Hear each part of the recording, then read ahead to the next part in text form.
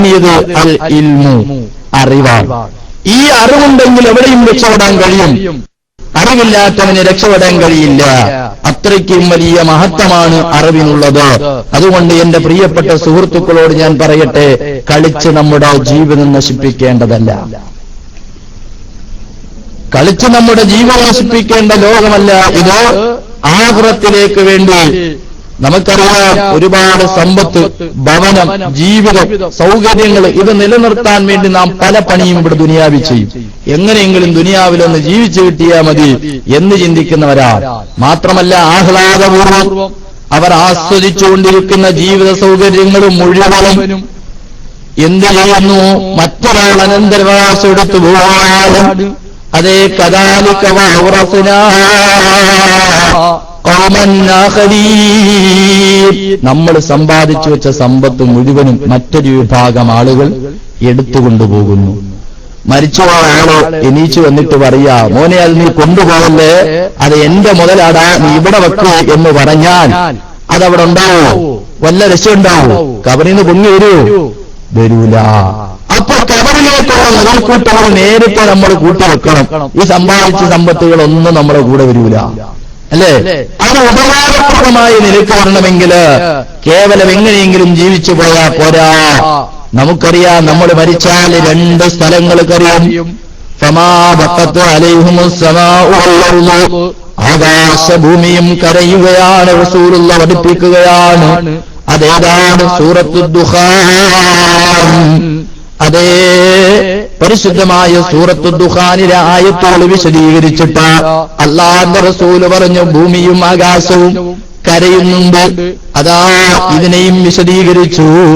അതാ മഹാനായ അലി ഇബ്നു അബീ താലിബ് റളിയല്ലാഹു അൻഹു പറഞ്ഞു, ഇദാ മാത്തൽ മുഅ്മിനു, ഒരു സത്യവിശ്വാസി മരിച്ചാൽ ഫബഖാ അലൈഹി മൗളിയാൻ, 2 സ്ഥലങ്ങൾ കരയുകയാണ്.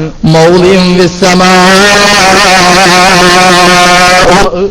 ആകാശത്തിൽ അതാ കരയുന്നു ആകാശം. വമൗലിയും ഫില്ലറുള്, ഭൂമിയിലും അതാ കരയുകയാണ്. ഭൂമിയും കരയുന്നു, ആകാശവും കരയുന്നു. അതേ അലി ഇബ്നു അബീ താലിബ് റളിയല്ലാഹു അൻഹുവിനോട് അതേ മറ്റുള്ള സഹാബികൾ അത് ഏത് സ്ഥലമാണെന്ന് ചോദിച്ചപ്പോൾ അവിടുന്ന് അലി ഇബ്നു അബീ താലിബ് തങ്ങൾ പറഞ്ഞു കൊടുത്തത്, ഒന്നാമത്തെ സ്ഥലം അമലുഹു, അവൻ ചെയ്ത നല്ല സൽക്കർമ്മങ്ങളാണ്. അത് ഒരു മനുഷ്യൻ ദുനിയാവിൽ നിന്ന് മരണപ്പെടുമ്പോൾ ആ സൽക്കർമ്മം ആകാശത്ത് നിന്നുകൊണ്ട് കരയുകയാണ്. കാരണം അല്ലാഹുവിന്റെ മുമ്പിലേക്ക് കടന്നു വരും. ഒരു മനുഷ്യൻ മരിക്കുമ്പോൾ അവനോടൊപ്പം അല്ലാഹു സൃഷ്ടിക്കുന്ന ഒരു മലക്കുമ്പോൾ ആ മലക്ക് നല്ല മലക്കായിരിക്കും. കവറിൽ നീ ബേജാറായി കുടുങ്ങി ഇടങ്ങേറായി നിൽക്കുന്ന സമയത്ത് മലായിക്കത്തുകളിൽ നിന്ന് മനുഷ്യരൂപം സ്വീകരിച്ചുകൊണ്ട് ഒരാൾ നിന്നെ സഹായിക്കാൻ, ഹെൽപ്പ് ചെയ്യാൻ കവറിലേക്ക് കടന്നു വരുന്നു. എന്നിട്ട് ചോദിക്കും, ഞാൻ ആരാണെന്ന് നിനക്കറിയുമോ? ആ മനുഷ്യൻ, അതാ മരണപ്പെട്ട മനുഷ്യൻ പറയും, എനിക്കറിയില്ല. നീ ആരാണെന്ന് എനിക്കറിയില്ല. അപ്പോഴാ മനുഷ്യൻ പറയുന്നത്, അമലുൻ സാലിഹ്, നല്ല സൽക്കർമ്മമാണ്. നീ ചെയ്ത സൽക്കർമ്മങ്ങളാണ് ഞാൻ. നീ എന്ന് മുതൽ സൽക്കർമ്മം ചെയ്തു തുടങ്ങിയോ അന്ന് മുതൽ അല്ലാഹു ശേഖരിച്ചു വെച്ചിട്ട് അതേ നീ മരണപ്പെട്ടു കഴിഞ്ഞപ്പോ തന്നെ ആ സ്ഥലം കരയുകയും ആ കാരണം കൊണ്ട് ആ കണ്ണുനീരുകൊണ്ട് അല്ലാഹു സൃഷ്ടിച്ചതാണ് എന്നെ എന്ന് പറഞ്ഞു നിന്റെ എല്ലാ വിഷമങ്ങൾക്കും പരിഹാരം നൽകാമെന്ന് പറഞ്ഞുകൊണ്ട് കെട്ടിപ്പുണരുകയാണ്. കബറിലേക്ക് വരുന്ന സാലിഹായ അമല് അതിങ്ങനെ കരയുമെന്നല്ലേ. അതുകൊണ്ട് ഇതുപോലൊരു സൽക്കർമ്മത്തെ സൃഷ്ടിക്കാൻ എനിക്കും നിങ്ങൾക്കും കഴിയണം. സ്വർഗത്തെ രക്ഷപ്പെടാൻ ഏറ്റവും ഉത്തമമാണ്. ആഖിറം രക്ഷപ്പെടാൻ പറ്റിയതാണ്. കബറിൽ രക്ഷപ്പെട്ടാൽ ബാക്കി എല്ലാ സ്ഥലങ്ങളും രക്ഷപ്പെടുമെന്നല്ലേ. അതുകൊണ്ട് ആ ഭൂമി ലോകത്ത് ആ ഭൂമിയിലും ആകാശത്തിലും ആകാശം കരയുന്നു, ഭൂമി കരയുന്നു. എന്നാൽ ഭൂമിയിൽ കരയുന്ന സ്ഥലമേതാണ്? അതേ വമൗലിയും ഫിൽ അർളി ഫവസല്ല, ഭൂമിയിൽ കരയുന്നതും നിസ്കരിക്കുന്ന സ്ഥലമാണ്.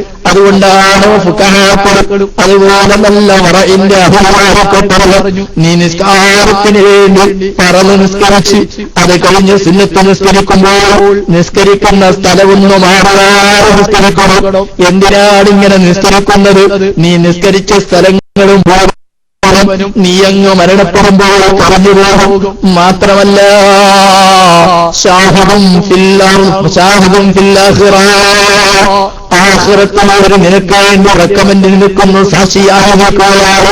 റബ്ബേ നീ നിസ്കരിക്കണമെന്ന് പറഞ്ഞപ്പോൾ നിസ്കാരം കൃത്യമായി നിർവഹിക്കുകയും ഒരു നിസ്കാരം പോലും കലഹാക്കാതെ എല്ലാ സുന്നത്ത് നിസ്കാരവും നിസ്കരിച്ച്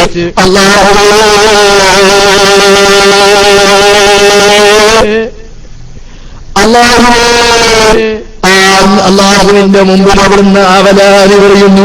അതുകൊണ്ട് അള്ളാഹു മനുഷ്യന് സ്വർഗത്തിൽ പറയണം. അതുകൊണ്ട് എന്റെ പ്രിയപ്പെട്ട സുഹൃത്തുക്കളോട് പറയട്ടെ, ഇങ്ങനെ കരയുന്ന രണ്ട് സ്ഥലങ്ങൾ നമുക്ക് കിട്ടാറുണ്ട്.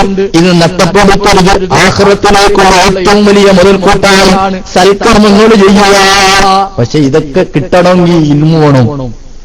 അപ്പൊ ഞാനിത് പറഞ്ഞതുകൊണ്ട് നിങ്ങൾ കേട്ട്, അപ്പൊ നിങ്ങൾ ചിന്തിക്കും ഇത് കുറെ ഉസ്താദന്മാര് പറഞ്ഞിട്ടുണ്ട്. പക്ഷെ കേൾക്കുക എന്ന നല്ല വിഷയം അത് നമ്മുടെയൊക്കെ ജീവിതത്തിൽ വരുമ്പോഴാണ് അതിന്റെ ഉപകാരം നമുക്ക് ആഖിറത്തിൽ കിട്ടുക.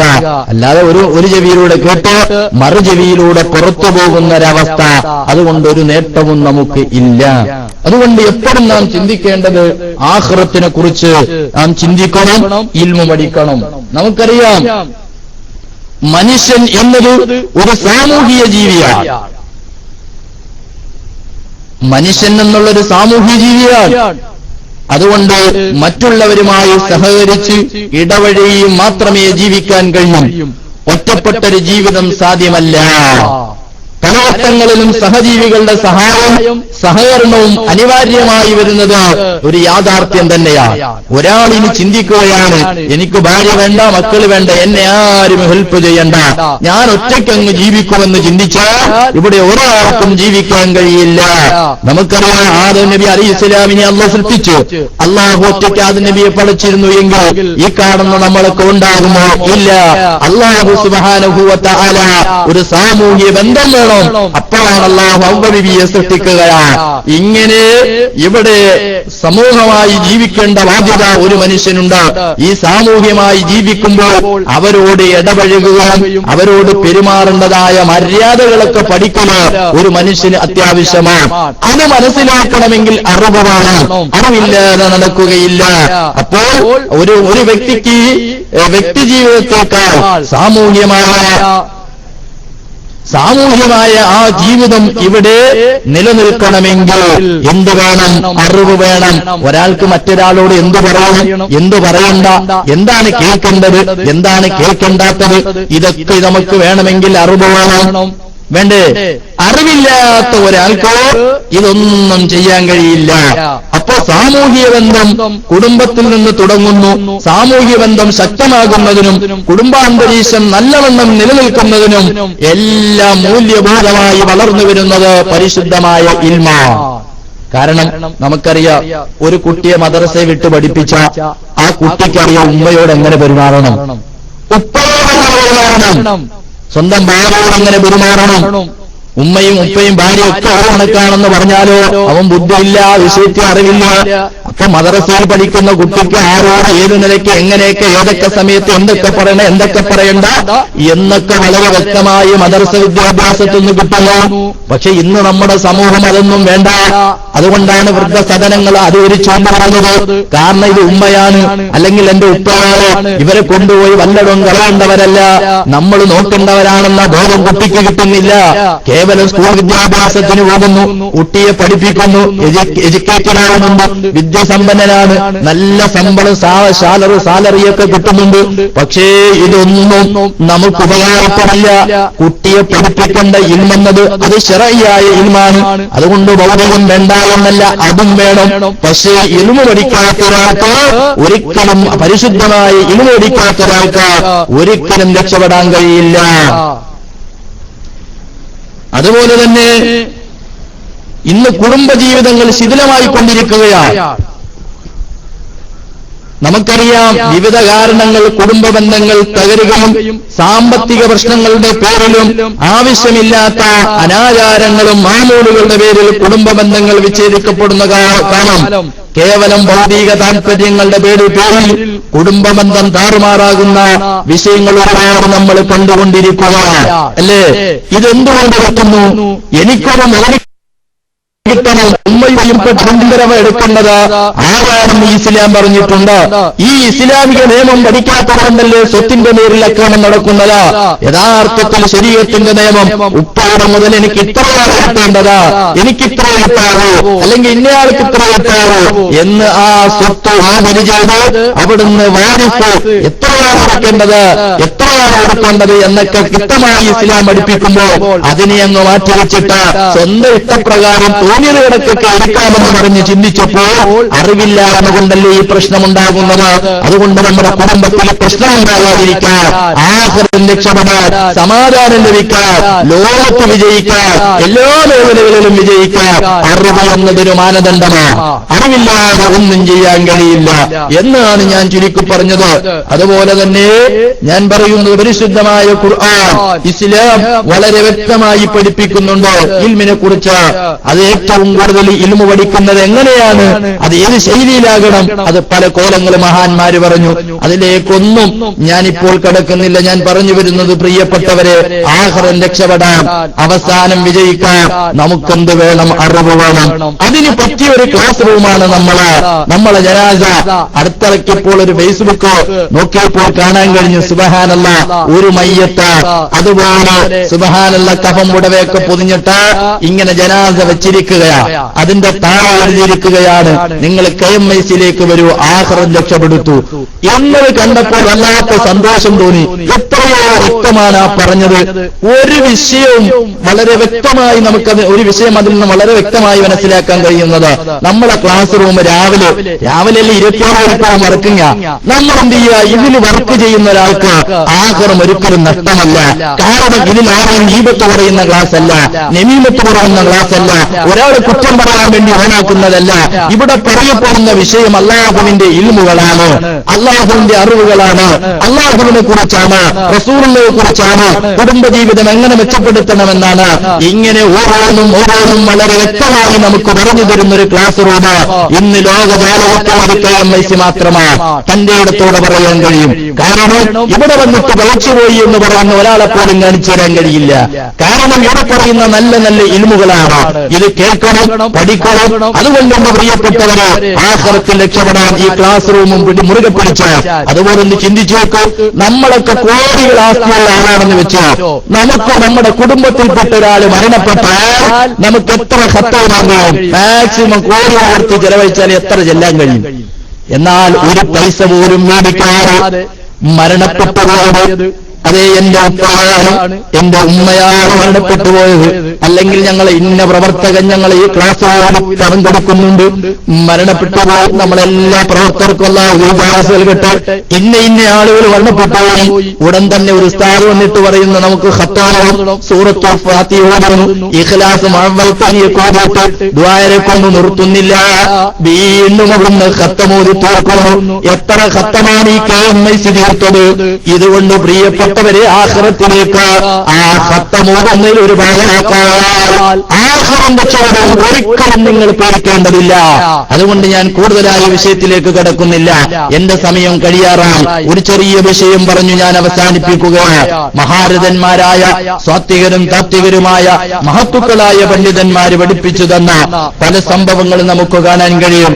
അള്ളാഹുവിന്റെ ഇൽമു പഠിച്ച, അള്ളാഹുവിന്റെ ദീനുൽ ഇസ്ലാം പഠിച്ച അതേ മുൻഗാമികളിൽപ്പെട്ട വലിയ മഹത്തുക്കളിൽപ്പെട്ട ഒരു നേതാവ്, സുബ്ഹാനല്ലാഹ്, മഹാനവറുകൾ ജീവിതത്തിൽ എല്ലാ സമയത്തും അള്ളാഹുവിന്റെ അറിവുമായി ബന്ധപ്പെട്ട് ജീവിച്ചു. ഒരു ദിവസം ലോകത്തോട് വിട പറയാൻ കിടക്കുമ്പോൾ അവിടുന്ന് നാവ് കൊണ്ട് പറയുകയാണ്, റഅയ്തു ഹബീബ സല്ലല്ലാഹു അലൈഹി വസല്ലം, ഞാൻ എന്റെ ഹബീബിനെ കണ്ടു, മരിക്കാൻ കിടക്കുന്ന സമയത്ത് റൂഹ് തൊണ്ടക്കുള്ളിലേക്ക് വരുന്ന സമയത്തും അവിടുന്ന് നാവ് കൊണ്ട് പറയുന്നത് ഞാൻ എന്റെ ഹബീബിനെ കണ്ടു എന്നാണ്. സുബ്ഹാനല്ലാഹ്.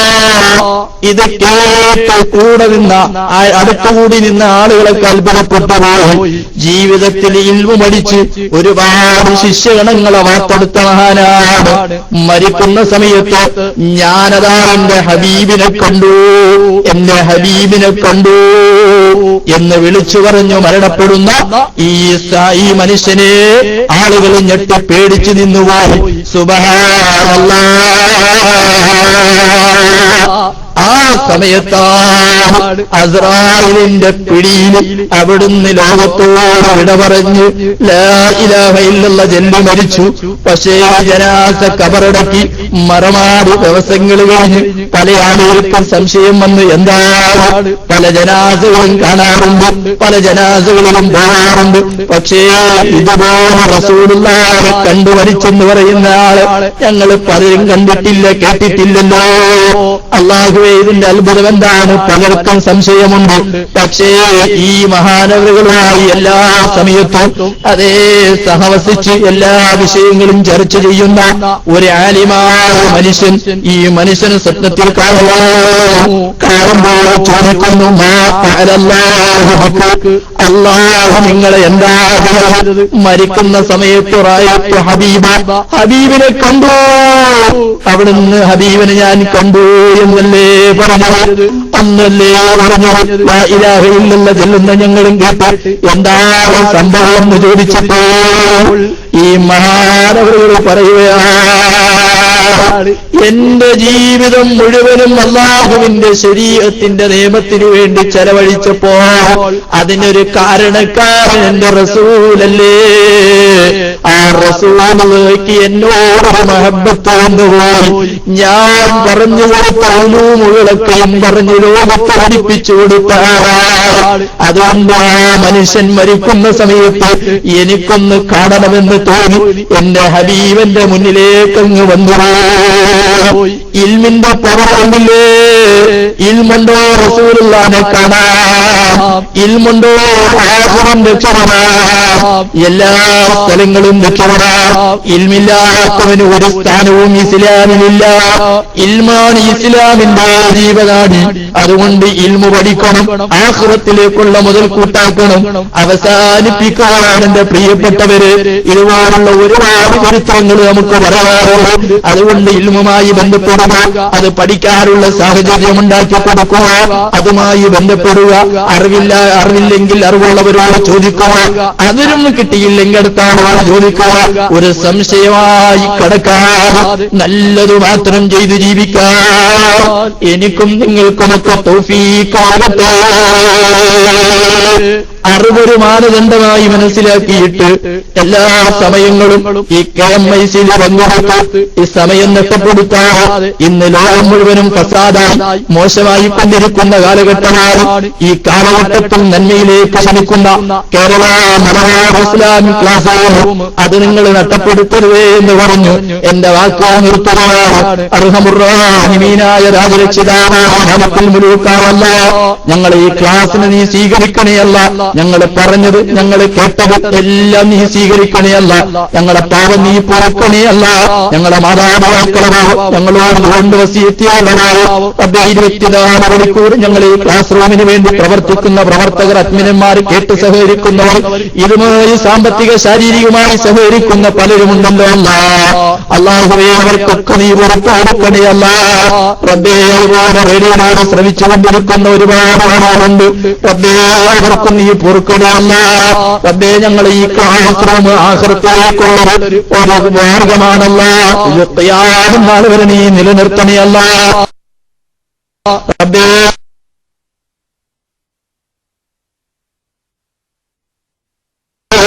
യോഗം കൊണ്ട് വശുകൾ അല്ലാ പാണ്ടാണെന്ന് പറഞ്ഞ് വിഷമം പറഞ്ഞ് അല്ലാഹു നീ ശിവ നൽകണയല്ല. അതുപോലെ ഞങ്ങളെ മക്കൾക്കോ ഞങ്ങളുമായി സഹകരിക്കുന്നവർക്കോ ഞങ്ങളെ കൂട്ടുകുടുംബാദികൾക്കോ സഹപാഠികൾക്കോ സഹോദരങ്ങൾക്കോ ആർക്കും നീ മാരകമായ ഒരു രോഗവും നൽകല്ലേ അല്ല. പാണ്ട് നൽകല്ലേ അല്ല, കുഷ്ഠം നൽകല്ലേ അല്ല, പ്ലേഗ് നൽകല്ലേ അല്ല, അറ്റാക്ക്, ട്യൂമർ, എണ്ണിയാലൊടുങ്ങാത്ത സാംക്രമികമായ രോഗങ്ങളുള്ള കാലഘട്ടമാണ്. ഒരു രോഗം കൊണ്ട് ഞങ്ങളെ നീ പരീക്ഷിച്ചോളാമല്ല റഹ്മാനേ. എത്ര വലിയ വാരകമായ രോഗമാണെങ്കിലും നീ ഷാഫിയാണ്, കാഫിയാണല്ല. ശിവ നൽകണേ അല്ല, ശമനം നൽകണേ അല്ല. റബ്ബേ, ഞങ്ങളെ ശരീരങ്ങൾക്ക് കേടാറിട്ടിട്ട് രോഗം പിടിപെട്ടിട്ട് നിസ്സാരം ഉപേക്ഷിക്കുന്നൊരവസ്ഥ ഞങ്ങൾക്ക് നീ നൽകല്ലോ റഹ്മാനേ. റബ്ബേ, ഞങ്ങളൊക്കെ യാത്ര ചെയ്യുന്നവരാണ്. റബ്ബേ, ഞങ്ങളെ യാത്രയിൽ നീ ബർക്കത്ത് നൽകണേ അല്ല. അപകട മരണമാക്കല്ലേ അല്ല, പെടുന്നനെയുള്ള മരണമാക്കല്ലേ. വണ്ടിയിൽ ചതഞ്ഞെറിഞ്ഞു പോകുന്ന ജനാസയാക്കല്. കൂട്ടുകാരെ കൊണ്ടിട്ട് ആരുടെ ജനാസയാണ്, ആരുടെ ജനാസയാണെന്ന് ചോദിച്ച് പറയാവുന്നൊരവസ്ഥ ഞങ്ങളുടെ ജനാസക്ക് നീ തരല്ലേ റബ്ബേ. എവിടെ എപ്പോൾ മരിച്ചാൽ എങ്ങനെ മരിച്ചാലില്ല ഇലാഹ ഇല്ലല്ലാഹ്. അതേ ഹബീബ് സല്ലല്ലാഹു അലൈഹി വസല്ലം തങ്ങളുടെ മഹബത്ത് വെച്ച് അല്ലാഹുവിന്റെ മക്കളോട് മരിക്കാൻ ഞങ്ങൾക്ക് തൗഫീഖ് നൽകണമല്ല റബ്ബേ. ഞങ്ങളെ ഈ ക്ലാസ് റൂം നിലനിൽപ്പിന് വേണ്ടി സാമ്പത്തിക, ശാരീരിക, മാനസികമായി സഹായിക്കുന്ന പലരുമുണ്ട് റഹ്മാനേ. അവർക്ക് നീ സ്വർഗം നൽകണേ അല്ല. ഞങ്ങൾക്ക് സ്വർഗം നീ ഹലാലാക്കണേ അല്ല, നരകം നീ ഹറാമാക്കണേ അല്ല റബ്ബേ. അതുപോലെ പലരും പല ആവശ്യങ്ങൾ പറഞ്ഞ് ഞങ്ങളോട് കൊണ്ട് വസിയത്ത് എല്ലാ വിഷമങ്ങളും മാറ്റണേ അല്ല. അതുപോലെ അല്ലാഹുവേ, കടം മാറണമെന്ന് പറഞ്ഞൊരു സഹോദരൻ ഞങ്ങളോട് കൊണ്ട് വസിയത്ത് ചെയ്തു. അല്ലാഹുവേ, ഞങ്ങളിൽ പലർക്കും കടമുണ്ട് റബ്ബേ. നിന്റെ ഖജനാവ് വിശാലമാണ്. ദുനിയാവ് ആര് ഞങ്ങൾക്ക് എത്ര എപ്പോൾ തന്നാലും മതി വരില്ല. നിന്റെ ഖജനാവിൽ നിന്ന് ആവശ്യമായത് വേണ്ട സമയത്ത് വേണ്ടതുപോലെ നീ നൽകണേയല്ല. കടം വീട്ടാനുള്ള മഖ്റജ്, അതിനുള്ള വഴികൾ നീ തുറന്നു തരണേയല്ല. ഞങ്ങൾ ഈ ദുആഇനെ നീ സ്വീകരിക്കണേയല്ല. അല്ലാഹുവേ, നല്ല സാലിഹത്തായ ഇണകളെ കിട്ടാൻ നീ തൗഫീഖ് നൽകണേയല്ല. اللهم ربنا آتنا في الدنيا حسنة وفي الآخرة حسنة وقنا عذاب النار. اللهم اجعل لنا من لدنك سلطانا نصيرا وعملا بليغا وكلما منيرا وحسابا يسيرا وملكا في الجنة والفردوس كبيرا. اللهم إنا رفعنا إليك كف الذل والابتهال واستجب دعوتنا وأنجز مطالبنا وأعطنا سؤلنا ولا تردن أيدينا خائبين خاسرين يا رب العالمين. اللهم ربنا تقبل منا صلاتنا ودعانا يا رب العالمين. آمين برحمتك يا أرحم الراحمين. നിങ്ങളൊക്കെ എനിക്ക് വേണ്ടി ദ്വാരക്കടമെന്ന വസിയത്തോടെ വൈക്ക് റിലീസ് ചെയ്യാണ് ഇൻഷാ അല്ലാഹ്. അസ്സലാമു അലൈക്കും വറഹ്മത്തുള്ളാഹി വബറകാതുഹു.